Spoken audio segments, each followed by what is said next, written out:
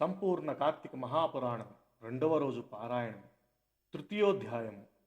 బ్రహ్మర్షి అయిన శ్రీ వశిష్ఠ మహర్షి రాజర్షి అయిన జనకునికి ఇంకా ఇలా చెప్పసాగాడు.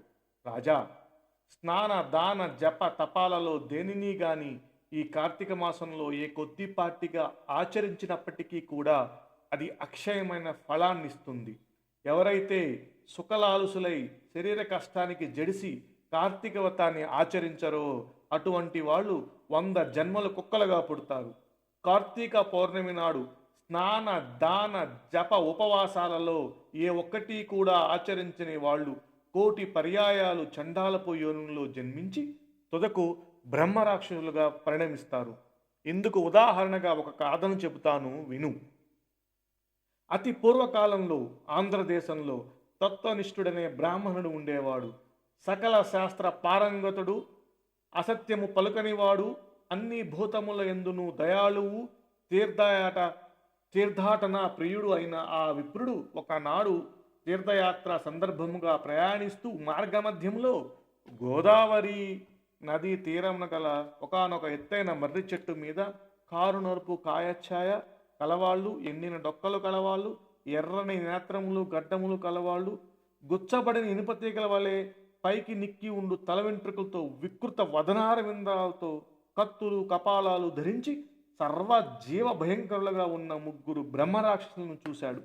ఆ రాక్షసులు వలన భయము చేత ఆ మర్రి చెట్టు 4 వైపులా కూడా 12 మైళ్ళ దూరంలో ఎక్కడ ప్రాణి సంచారం అనేదే లేదు. అటువంటి భయంకరమైన స్వరూపులైన ఆ రాక్షసును అల్లంత దూరం నుంచే చూసిన తత్వనిష్ఠుడు అదిరిపడ్డాడు.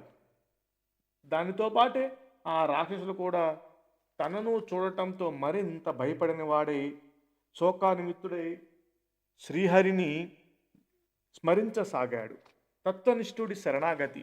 ఓ దేవా, దేవతలకు లోకాలకు కూడా యజమాని అయిన నారాయణ, అవ్యయ, నన్ను కాపాడు. అన్ని రకాల భయాలను అంతము చేసేవాడా, నిన్నే శరణ కోరుతున్నాను, నన్ను రక్షించు. ఓ జగదీశ్వర, నువ్వు తప్ప ఇంకొక దిక్కు ఎరుగడి వాడను, నన్ను కాపాడు, రక్షించు అని ఎలుగెత్తి స్మరించుచున్న రాక్షస భయంతో అక్కడి నుంచి పారిపోసాగాడు. అతన్ని పట్టి వధించాలనే తలంపుతో ఆ రాక్షస త్రయము అతని వెనకే పరిగెత్తుసాగింది. రక్కసుల పారునికి చేరువవుతున్న కొద్దీ సాత్వికమైన విప్ర తేజస్సు కంటపడటం వలన, తెరిపి లేకుండా అతనిచే స్మరించబడుతున్న హరినామము చెవులబడుట వలన వెంటనే వారికి జ్ఞానోదయమైంది. అదే తడవుగా ఆ బాపనికి ఎదురుగా చేరుకొని దండ ప్రమాణాలు అర్పించి అతనికి తమ వలన కీడు జరగబోదని నమ్మబలికి, ఓ బ్రాహ్మణుడా, నీ దర్శనం చేతనే మా పాపాలు నశించిపోయాయి. అవి పునః నమస్కరించారు. వారి నమ్రతకు కుదుటపడిన హృదయముతో తత్వనిష్ఠుడు, మీరెవరు? చేయరాని పనులు చేయటం వలన ఇలా అయిపోయారు ఎందుకు? మీ మాటలు వింటుంటే బుద్ధిమంతుల్లో ఉన్నారు. మరి ఈ వికృత రూపాలేమిటి? నాకు వివరంగా చెప్పండి. మీ భయబాధావల్ని తొలగించే దారి చెబుతాను అన్నాడు. ద్రవిడుని కథ. పారుని పలుకులపై ఆ దక్కసులో ఒకడు ఇలా తన కథ వినిపించసాగాడు. విప్రోత్తమా, నేను ద్రవిడును.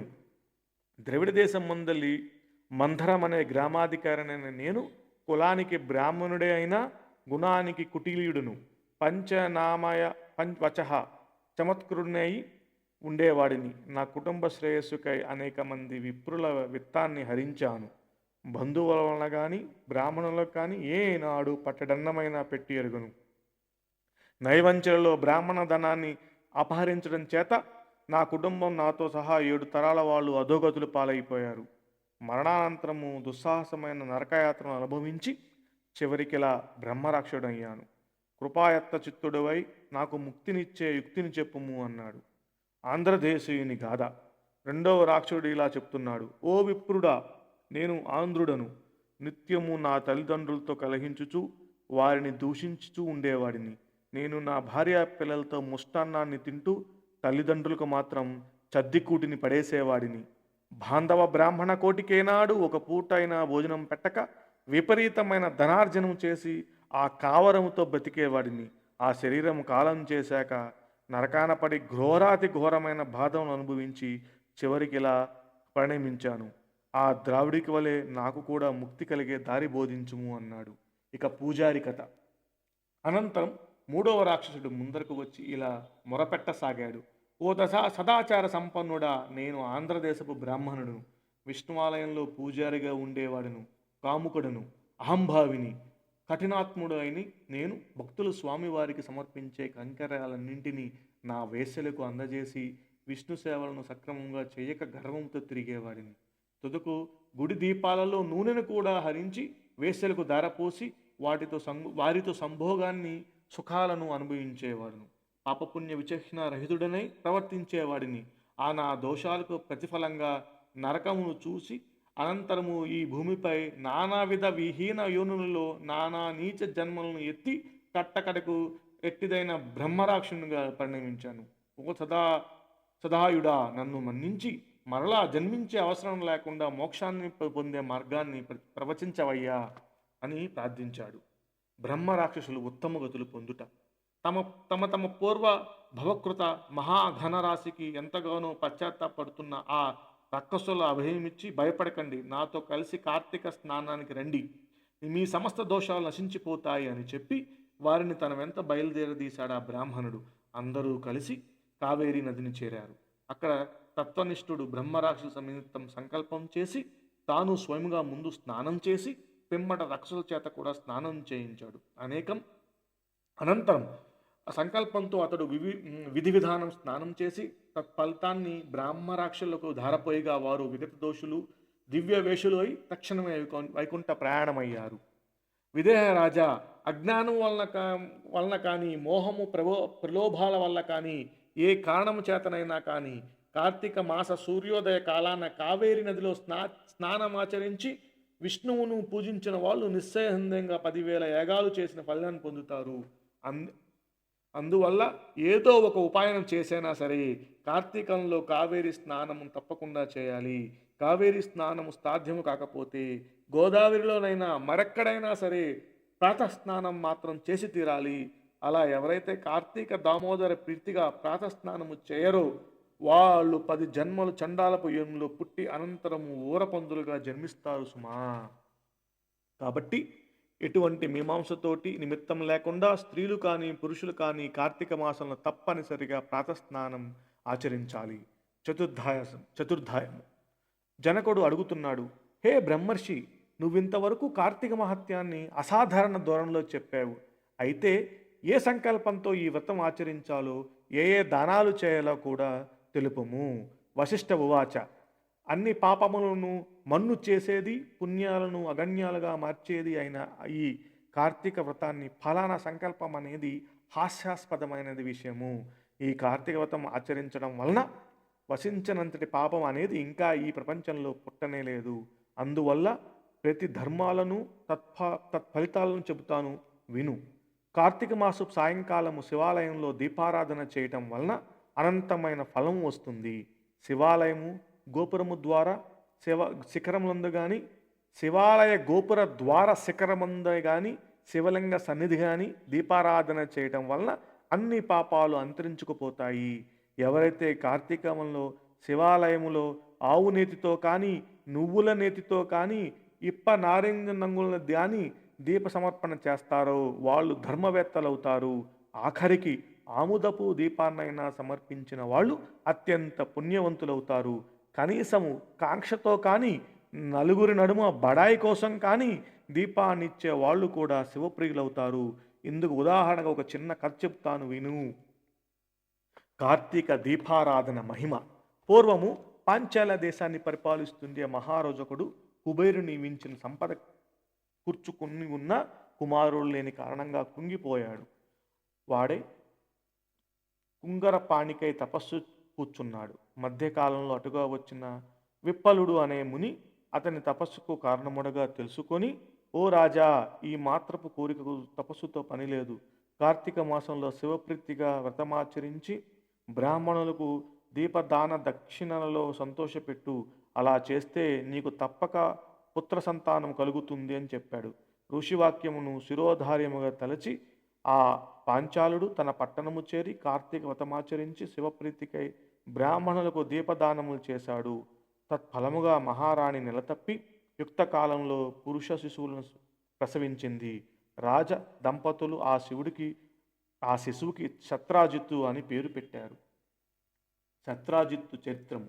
ఆ శత్రాజిత్తు దినదిన ప్రవర్ధమానమై పెరిగి యువకుడై వీరుడై వేశ్యాంగనా లోలుడై అప్పటికీ సంతృప్తి చెందక పరస్త్రీ రక్తుడై యుక్తాయుక్త విచక్షణ నాస్తికుడై శాస్త్ర ధిక్కారి అయి వర్ణ సంక్రమ కారకుడై హితవు చెప్పవలను చంపుతానని బెదిరించుచూ స్వేచ్ఛాచారి అయి ప్రవర్తించసాగాడు. అటువంటి సందర్భంలో సౌందర్య రాశి సింహ మధ్యమ చాలా అందగత్త చక్కని చిలకవలే పలుకులు గలదైన ఒక బ్రాహ్మణ పత్ని తారసిల్లింది. శత్రాజిత్తు ఆమె పట్ల మోహితుడయ్యాడు. అనుపమ సౌందర్య శౌర్య తేజో విరాజితుడైన ఆ యువకుని పట్ల ఆ బాపనిది కూడా మోజుపడినది. తత్కారణముగా ఆమె రోజు రాత్రి తన భర్త నిద్రపోగా సంకేత స్థలంలో రాజకుమార్తె కలిసి సుఖించేది. రంకు బొంకు దాగవు కదా. ఏదో విధంగా ఆ సంగతి ఆ బాపన దానికి భర్తకు తెలిసిపోయింది. అది మొదలు అతను ఒక కత్తిని ధరించి ఈ రంకు జంటను ప్రత్యక్షంగా చూసి వారి గొంతు త్యజించాలని తిరుగుతున్నాడు. మహాకాముకురాలైన ఆ జారిని ఆ శత్రాజిత్తును ఈ సంగతి ఎరుగరు. రోజులు ఇలా గడుస్తూ ఒకనాడు కార్తీక పౌర్ణమి సోమవారం నాడు ఆ కాముకులు తమ క్రీడలకై ఒకానొక శిథిల శివాలయాన్ని సంకేత స్థానముగా ఎంచుకున్నారు. అపరరాత్రి వేళ వాళ్ళు అక్కడ కలుసుకున్నారు. గర్భగుడిలో అంతా చీకటి ఉంది. ఆ బాపని దాని తన చీర చెంగు చింపి వత్తివేసింది. రాజకుమారుడు ఎక్కడి నుంచో ఆముదము తెచ్చాడు. ఇద్దరూ కలిసి అక్కడ ఖాళీ ప్రమిదల్లో రెండింటిని జోడించి దీపం పెట్టారు. ఆ దీపపు వెలుగులో ఒకరి అందాలు ఒకరు చూసుకుంటూ ఆనందపడుతున్నారు. ఆ విషయాన్ని ఆ బాపన దాని మొగుడెలాగో తెలుసుకున్నాడు. కత్తి పట్టుకుని వచ్చాడు. ముందుగా శత్రుజిత్తుని, అనంతరము తన భార్యను తెగనరికి తాను కూడా అదే కత్తితో పొడుచుకొని ఆత్మహత్య చేసుకున్నాడు. ఆ విధంగా వాళ్ళు ముగ్గురు ఆ రాత్రికి అక్కడికక్కడే విగత జీవులు కాగానే పాశహస్తులైన యమదూతలు, పవిత్రాత్మలైన శివదూతలు ఒకేసారి అక్కడికి చేరుకున్నారు. శివదూతలు రాకుమారుడిని, ఆ రంకులాడిని తమ విమానంలో కైలాసానికి తీసుకుని పోసాగారు. యమదూతలు అమాయకపు బాపుని తమతో నరకం వైపుగా లాక్కుని సాగిపోసాగారు. అందుకు అచ్చురపడిన పారుడు, ఓ శివదూతలారా, కాని పని చేసిన వారికి కైలాస భోగమా, నా వంటి సదాచరునికి నరకయోగమా అని ప్రశ్నించగా అందులకు ఆ శివదూతలు, వీరు ఎంత పాపాత్ములైనా ఈరోజు కార్తీక పూర్ణిమ సోమవారం కాబట్టి శివాలయంలో అందున శిథిలాలయంలో శివలింగము ఎదురుగా దీపారాధన చేశారు కనుక వారి పాపములు నేరములు నశించి పుణ్యాత్ములయ్యారు.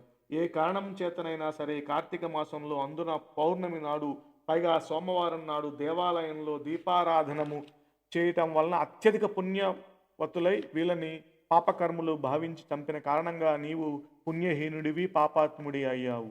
అందుకే నీకు నరకము, వీరికి కైలాసం అని చెప్పారు.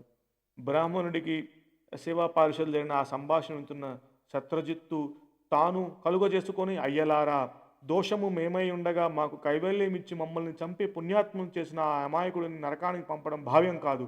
కార్తీక మాసం దొడ్డదైతే, అందున పౌర్ణమి గొప్పదైతే, సోమవారం మరీ ఘనమైనదైతే, దీపారాధన మరీ పుణ్యకరమైనదైతే మాతో బాటే కలిసి మరణించిన బాపనికి కూడా కైలాసమిక తప్పదని వాదించడం జరిగింది.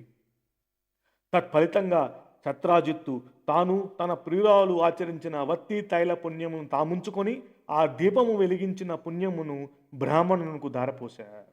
శివదూతలు విప్రుని కూడా తమ యమదూతల నుండి విడిపించి తమతో పాటే కైలాసానికి తీసుకొని వెళ్ళారు. కాబట్టి ఓ మిథిలా నగరాధీశ్వర, కార్తీక మాసంలో తప్పనిసరిగా శివాలయంలో కానీ విష్ణువాలయంలో కానీ దీపారాధన చేసి తీరాలి. నెల పొడుగునా చేసిన వాళ్ళు జ్ఞానులై తద్వారా మోక్షాన్ని పొందగలుగుతారు. అందున శివాలయములో చేసిన దీపారాధన నిరంతరము మోక్షప్రదాయినిగా గుర్తించు.